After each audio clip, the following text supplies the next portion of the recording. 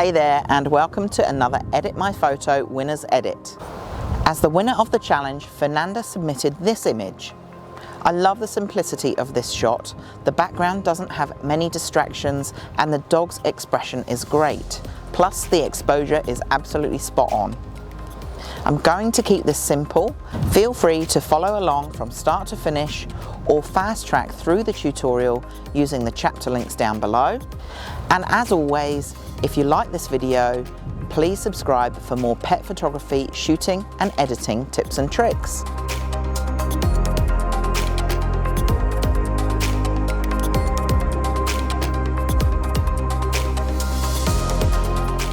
Hi, I'm Turner-Bullock from Unleashed Education, and you've tuned in to another Edit My Photo Winners Edit. We run these free editing challenges in our Unleashed Education community every month. It goes through a few different stages. Firstly, Charlotte and I take turns to submit one of our raw images for members of the challenge to download and edit. For this challenge, I submitted these two images of Lenny and Marley and asked our community to composite them together. The winner of the challenge was Fernanda with her edit. Fernanda created a composite that was seamless and got the size of Lenny and Marley just right. Then it turns back around. As the winner of the challenge, Fernanda submitted one of her images for me to edit.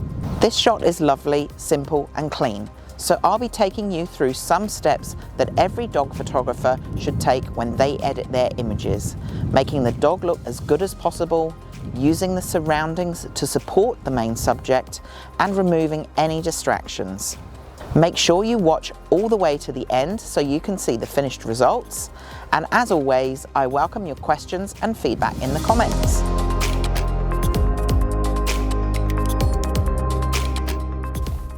Alright, so I'm here in Lightroom with Fernanda's image, and I'm just going to run through some of the fundamental things that I do for every image that I edit and give you kind of an overview of what you should be looking for. So really the first step is global adjustments in Lightroom, and that is really the basic adjustments panel that I'm dealing with. So I want to make sure that there is enough detail in highlight and shadow areas, that my white balance looks correct, that I have got some good detail and clarity and some vibrance and saturation if I need it as well. I'll make those changes first and then we can move on from there.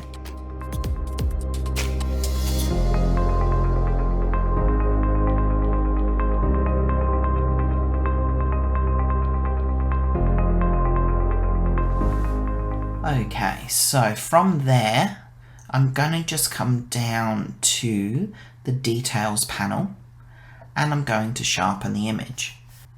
So normally with sharpening, I'm taking this amount up to about 50, the radius up to about 1.2 and the detail up to about 40.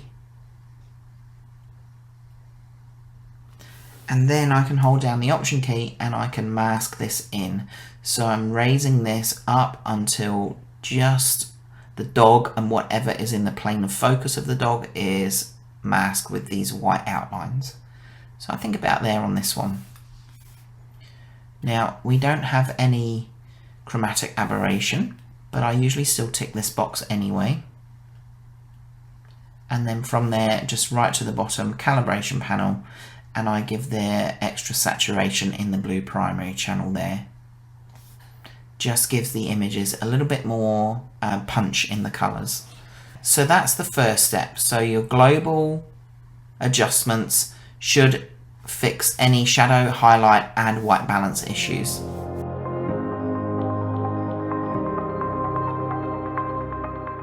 Now what we've got is a good base to start from with the rest of the edits. And looking at this, I know that I can do some local adjustments in Lightroom as well to clean up some of the other things. So looking at the dog, I can see a little bit of highlight coming onto the top of the head, and it's getting a little bit bright around the edges as well. So I want to use a mask to bring that exposure down. And I think first of all, maybe we'll try the luminance range mask. So picking up here and then refining that mask. Let's see how we go there, and that's probably about there is good. So I'll just start with bringing the highlights back down. Maybe the exposure can come down a little bit.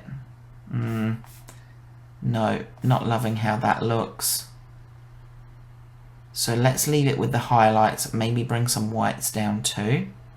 And then I'm going to make another new mask with the brush this time, just to brush on to some of these extra brighter areas here. So let's go top of the head, bridge of the nose there, and maybe even a little bit more down the side here too. And let's just bring the exposure down there a little bit as well. Maybe the highlights. Okay, so I think that gives us more detail in those areas. Then I'll make another new mask, and I think brush again. This time I think I'll turn auto masking on, and I just want to give a little bit more light onto some of these shaded areas.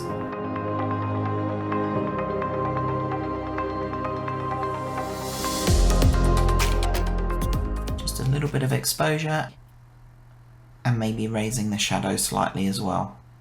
Now I don't want to make this flat.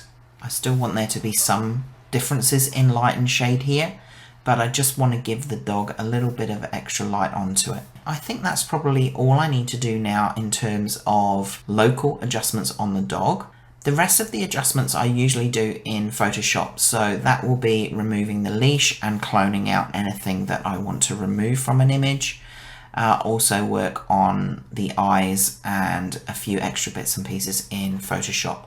So let's go right click and edit in Photoshop now.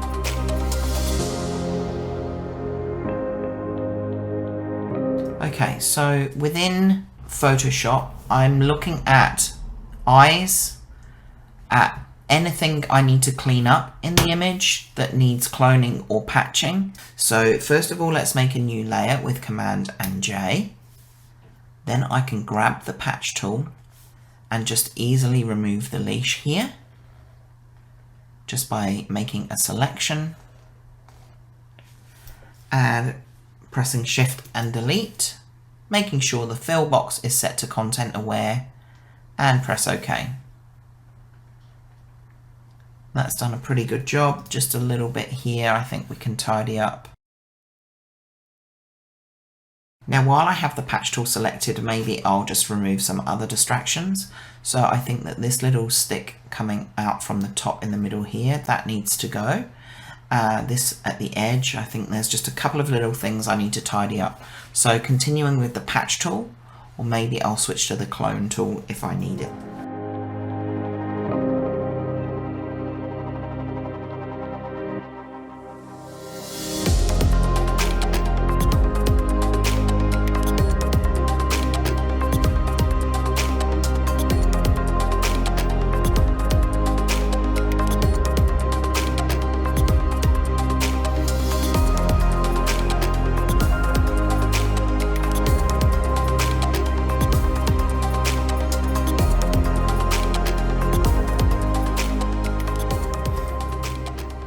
Okay, so that is that step done. So if I turn off this layer, you can see the before and after. So basically what I'm looking for when I'm removing any distractions is really anything at all that could take attention away from the subject. So anything that's kind of coming out of the subject is usually quite distracting. Anything that's a place of sharp lines, contrast, like this kind of twig in the background here, differences of colour, so the green against the brown in some of the leaves in the foreground. Anything that's kind of bright against the edges of the frame will usually distract you and pull your attention towards the edges. So these couple of leaves at the edges have gone as well. And any kind of grasses, anything in front of the dog that's kind of intersecting, any of those kind of things at all, then they're easy to remove, and then you've got a distraction-free image. So now what I'd like to do is work a little bit more on the dog, bringing some light and structure into the eyes and maybe a little bit more onto the face as well. And so to do that, I'll just make another duplicate layer. I'm going to make a curves adjustment, just bringing up that exposure. And if we use a layer mask and press Command and I to invert it, then we can start using the brush tool to bring back some light into areas that I think we can still get a little bit more light into.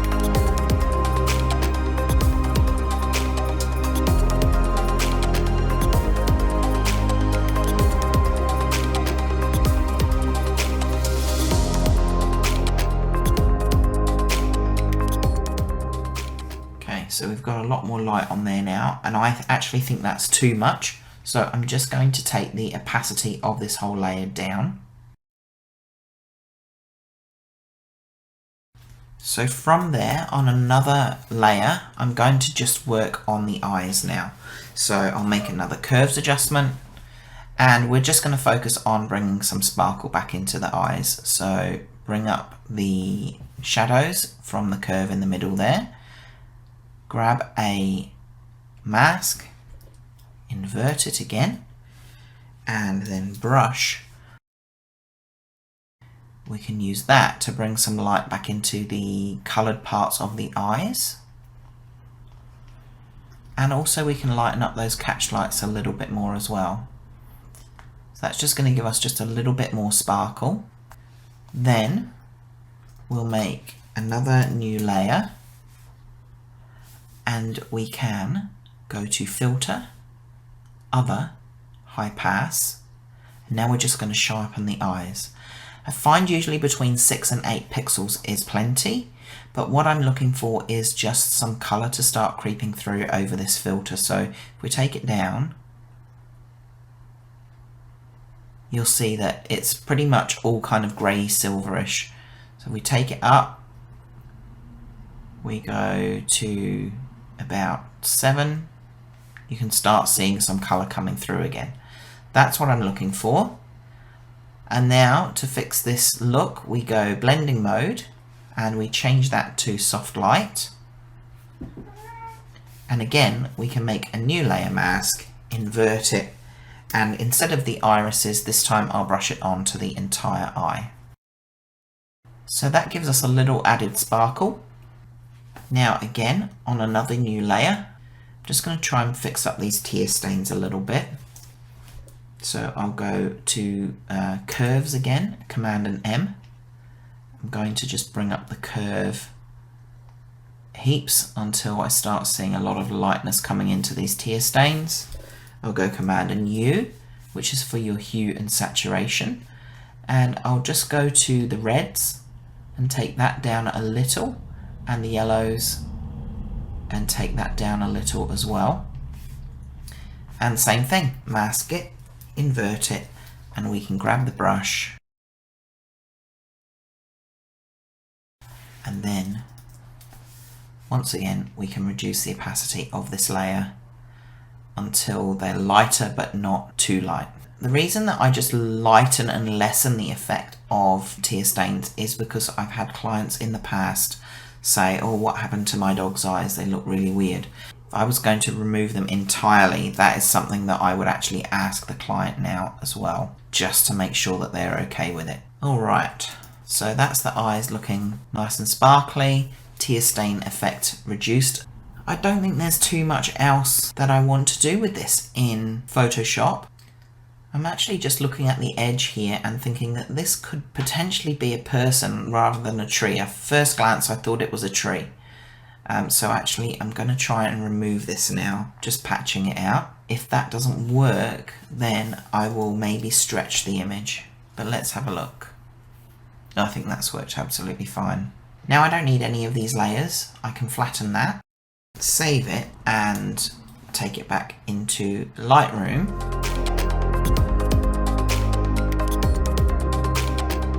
From here, I just want to make a few finishing touches. So the first of all will be to the crop of the image. I think we can bring it down a little and have the dog on the thirds here. I think that works quite nicely. Then I'm going to use masks to bring attention to the dog. So first thing I want to do is a linear gradient from the bottom, and I'll take that exposure down. So I'm trying to avoid us getting lost in the leaf litter in the foreground here. I don't want to see too much of that with light on it to really pull us down into the bottom. So here we're just kind of limiting ourselves and keeping us within this top part of the image. So then another mask will be a radial gradient. We'll put that fairly central. We'll invert it and we'll bring the exposure down on that. So just adding kind of a vignette to the shot. But I also want another radial gradient. I quite like this kind of archway almost here, which you can kind of see there's a tree here that's kind of dark. There's a tree here that's kind of dark. I think that's a good way to emphasize the compositional element of framing to bring attention to the subject. So I'll use that as another place to add a vignette, except this time I'll keep it within. I'm going to also go to subtract, select subject, so my dog is not being affected by this mask. I'm also going to grab another subtract brush, and I want to just remove it from the leaf litter. So now basically that mask is just going to apply to the background. Okay, so I'm going to just lighten the background a little bit more. I'll take some contrast out. I'm going to take some clarity and texture out, and also dehaze. Then I think we can probably just tweak the white balance slightly and just warm it up a fraction. And I'm going to go back to the brush and just take this mask off of the edges outside of those framed areas. And I think probably this lighter patch here too. Now if I go back to my original vignette where I was darkening everything, I can just resize this. And I can probably make the vignette more dramatic. So this is where we started with our finished Photoshop edits. And this is how we've directed attention to the subject using the masks as finishing touches in Lightroom. I think it makes a big difference. We definitely don't get distracted by all of these kind of elements and the leaves and everything in the sides here. And if you're wondering when I was removing distractions why I didn't take this kind of little newly growing tree out, I guess that is. I quite like that as a balance to the sharp bits of trees on this side. So it's only a small thing, but I think it adds a nice balance to it. So that stayed. We've lessened the attention that gets on these from the vignette. We've darkened down the foreground. We've lightened up directly behind the dog. We've put a nice pop of light back onto the dog as well. I think that's probably done. I'm really happy with how it looks. We can have a quick look at some befores and afters, and I'll see you again for another Edit My Photo Winners Edit really soon.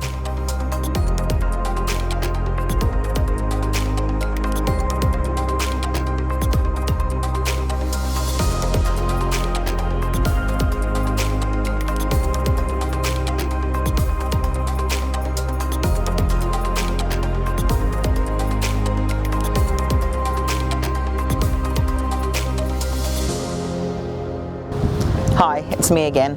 If you're wondering how you can get involved in these editing challenges and be in with the chance to have one of your images edited by myself or Charlotte, it's easy. You just need to opt in to the free Edit My Photo online hub. You'll find the link to join below. This is where we set a new editing challenge every month, announce the winner, post a wrap up, and also share that winner's edit in a tutorial just like this one. We also create a comprehensive editing tutorial, which we call Unleashed Edits, of the raw file that we set for the challenge. This resource is available for purchase individually, but it's also included in our Unleashed Education membership.